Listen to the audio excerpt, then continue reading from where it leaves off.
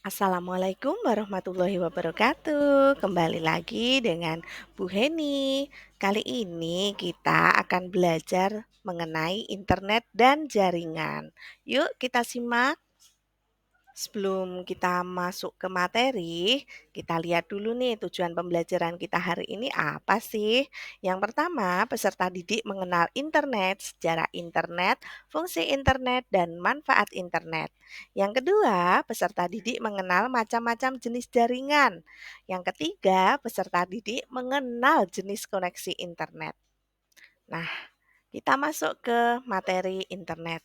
Apa itu internet? Internet atau internet working ini merupakan sebuah jaringan komputer yang melingkupi jaringan komputer seluruh dunia sehingga menghubungkan semua jenis komputer yang ada. Sejarah perkembangan internet ini pertama kali melalui riset yang dilakukan oleh ARPA, yaitu Advanced Research Project Agency, yaitu bagian dari Departemen Pertahanan Amerika pada tahun 1969. Kemudian jaringan tersebut dinamakan ARPANET. Tujuan awalnya ini untuk kalangan militer saja dan beberapa universitas dan akademisi. Pada tahun 1982, ARPANET menjadi jaringan yang terkenal di seluruh dunia.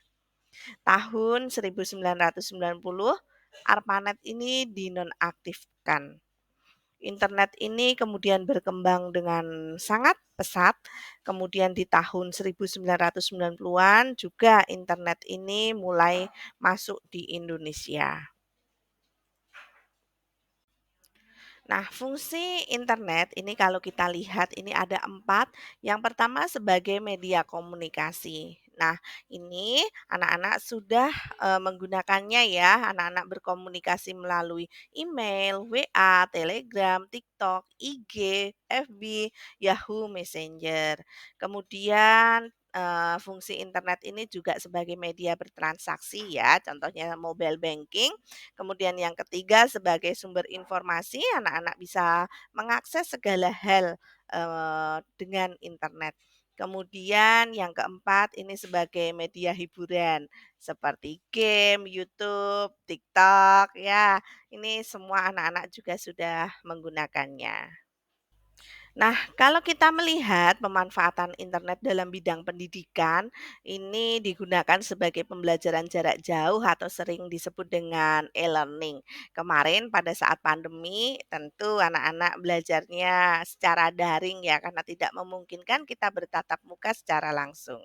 Nah, platform yang bisa digunakan ini ada banyak seperti WhatsApp, Kschool, Google Classroom, Google Meet, Zoom, rumah belajar, ruang guru, Kuiper, Kahoot, dan lain-lain masih banyak ya yang bisa digunakan. Kemudian pemanfaatan internet dalam bidang pemerintahan, ini internet digunakan untuk layanan pemerintah dalam bentuk elektronik atau sering disebut e-government. Contohnya ini kita lihat ini ada website dari Kabupaten Sleman ya, www.slemankap.go.id. Di sini kita bisa melihat segala hal informasi yang ada di Kabupaten Sleman, bahkan kita bisa mengakses kantor-kantor yang ingin kita tuju, ini ada di web Sleman Cup seperti ini.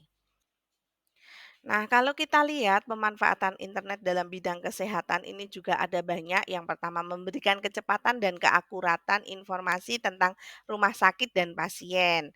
Kemudian yang kedua memberikan informasi terintegrasi tentang data kesehatan dan hasil pemeriksaan. Yang ketiga mendukung dan membantu para dokter dan perawat untuk melakukan tindakan medis secara tepat dan akurat.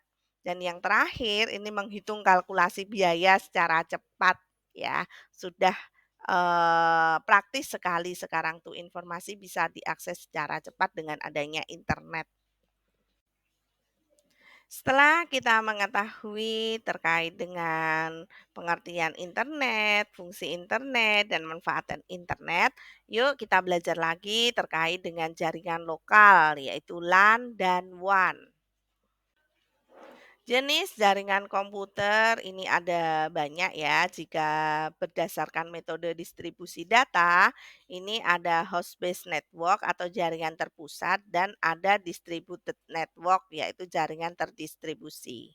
Kemudian kalau kita lihat berdasarkan hubungan fungsional komputer dalam pemrosesan data, ini ada client server, yaitu jaringan terdiri dari komputer server dan komputer klien, dan peer-to-peer, yaitu terdiri atas beberapa terminal yang saling terhubung, seperti itu. Kalau kita melihat berdasarkan jangkauan wilayah, ini terbagi menjadi LAN, yaitu Local Area Network, yaitu jangkauannya itu sempit. Contohnya itu jaringan yang ada di laboratorium komputer dan jaringan yang ada di dalam satu gedung. Kemudian ada MAN, yaitu Metropolitan Area Network, ini mencakup wilayah kota-kota, jadi lebih luas ya daripada LAN. Kemudian kalau WAN, Wide Area Network, ini mencakup wilayah negara, jadi lebih luas lagi. Nah, mari kita lihat jika kita bagi berdasarkan metode koneksinya, ini ada jaringan kabel dan ada jaringan tanpa kabel. Jaringan kabel ini sering disebut dengan wireline network, kemudian jaringan tanpa kabel ini sering disebut dengan wireless network. Sekarang sudah banyak ya jaringan yang tanpa kabel di mana-mana itu sudah ada hotspot area. Kemudian jika kita kelompokkan berdasarkan topologi, ini ada jaringan mesh atau berbentuk jaring, kemudian ada jaringan star yang berbentuk bintang, kemudian ada jaringan ring yang berbentuk cincin, ada juga jaringan bus atau lurus. Nih, kalau kita lihat gambarnya ada di sebelah sini ya.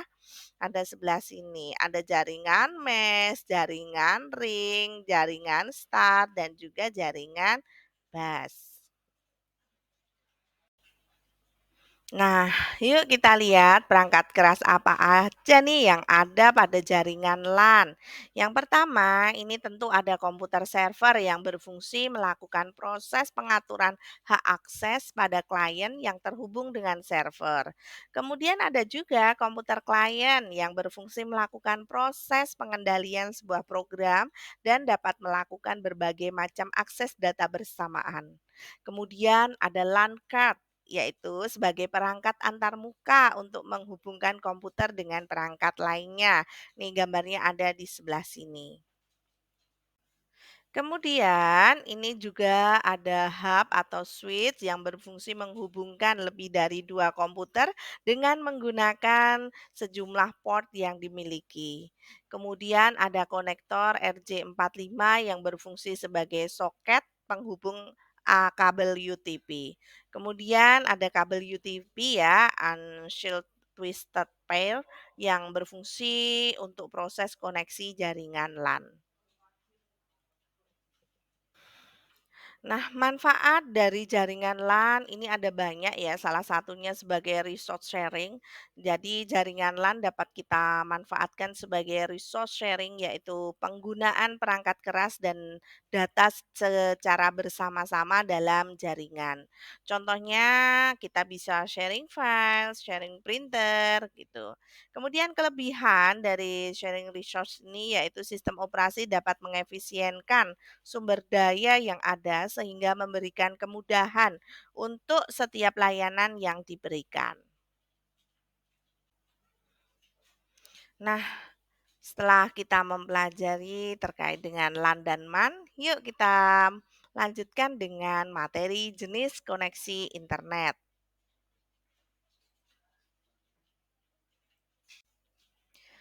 Yang pertama kita kenal dengan dial up atau saluran telepon. Saluran telepon rumah ini digunakan untuk menghubungkan komputer ke ISP. Kecepatan akses internet melalui dial up ini relatif lambat. Kalau kita lihat kelebihan dan kekurangan dari dial up, ini kelebihannya lebih mudah terhubung, yang kedua biaya lebih murah, dan yang ketiga hampir semua PC dan laptop memiliki modem dial up. Kemudian kekurangannya ini kecepatannya lambat, kemudian ketika ada telepon masuk internet akan terputus. Berikutnya adalah koneksi melalui satelit. Koneksi internet lewat satelit memanfaatkan satelit komersial yang berada di orbit geostasioner yang berjarak kurang lebih 3.600 kilometer di atas permukaan bumi. Satelit tersebut berfungsi untuk menghubungkan satu titik ke titik lain yang jaraknya jauh. ISP satelit menyediakan perangkat antena kecil berbentuk piringan yang disebut VSAT atau Very Small Aperture Terminal. Kemudian dipasang dekat rumah pelanggan untuk menerima sinyal satelit. Kalau kita lihat kelebihan dan kekurangan dari satelit ini, kelebihannya jangkauannya luas, kemudian kecepatannya tinggi dan lebih stabil. Kemudian untuk kekurangannya, koneksi rentan terhadap cuaca, biayanya mahal, dan adanya penundaan atau delay transmisi akibat jarak satelit dan terminal sangat jauh. Nah, koneksi berikutnya ini adalah koneksi broadband dan WiFi. Broadband kabel yaitu koneksi broadband bermula dari teknologi DSL atau Digital Subscriber Line yang memanfaatkan kabel tembaga atau kabel telepon rumah untuk mentransfer data. Contoh ISP yang menawarkan koneksi internet secara broadband ini First Media, Bisnet, IndiHome, dan MyRepublik. WiFi pertama kali ini muncul pada tahun 1999 ketika diluncurkan Apple Airport. WiFi mulai menggantikan kabel Ethernet yang harus tersambung secara fisik ke jaringan komputer. WiFi bekerja seperti telepon seluler dalam jangkauan jarak dari base station. Area sekitar base station disebut hotspot. Penciptaan First G, 2G, 3G, dan 4G dan kemunculan 5G ini setelah berkutat dengan telepon kabel, koneksi wireless dikembangkan untuk telepon jenis mobile atau seluler yang dikenal dengan nama handphone. Fiber optik ini adalah koneksi kabel yang bukan tembaga karena terdiri dari serat-serat optik dan membuat kecepatan transmisi data tercepat saat ini. Contoh ISP yang menggunakan fiber optik adalah IndiHome. Kemudian kelebihan koneksi dengan fiber optik ini kecepatannya simetris, download dan uploadnya hampir sama. Kemudian sinyalnya kuat dan delay data sangat kecil. Nah, demikian paparan materi internet dan jaringan dari Bu Heni. Silakan dipelajari. Bye bye.